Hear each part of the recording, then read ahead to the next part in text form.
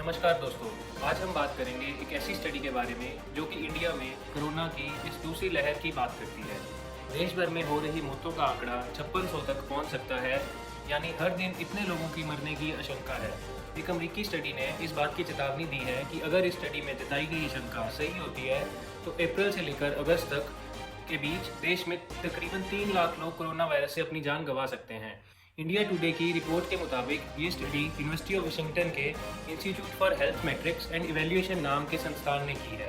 Study को कोविड-19 projection का नाम दिया गया है और ये स्टडी 15 अप्रैल को पब्लिश की गई थी। स्टडी में कोरोना वायरस के इस दूसरी लहर पर काबू पाने में वैक्सीनेशन को बहुत महत्वपूर्ण बताया गया है। एक्सपर्ट्स ने इस स्टडी का आधार भारत में कोरोना वायरस की वर्तमान रेट ऑफ इन्फेक्शंस और मौतों का मूल्यांकन करके किया है।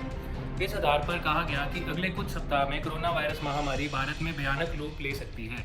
बताया जा रहा है कि 10 मई को देश भर में मरने वालों की संख्या 5600 तक हो सकती है और ये कोरोना वायरस के इस सेकेंड वेव की पीक होगा। स्टडी में ये भी बताया गया कि यूनिवर्सल मास्किंग से बहुत से लोगों की जान बचाई जा सकती है। यूनिवर्सल मास्किंग का मतलब जबकि देश के 95% जनसंख्या मास्क लगा ले और तब हम इस वायरस से बहुत भारी संख्या में लोगों को संक्रमित होने से बचा सकते हैं। स्टडी में ये भी बताया गया कि लगभग 24% देश की जनसंख्या अभी तक कोरोना वायरस की चपेट में आ चुकी है। हालांकि स्टडी करने वालों ने कोरोना वैक्सीनेशन पर भरोसा जताया है। WHO के चीफ ने भी कहा कि दुनिया भर में लोगों की मौत की वजह वैक्सीनेशन और टेस्टिंग ना होना है।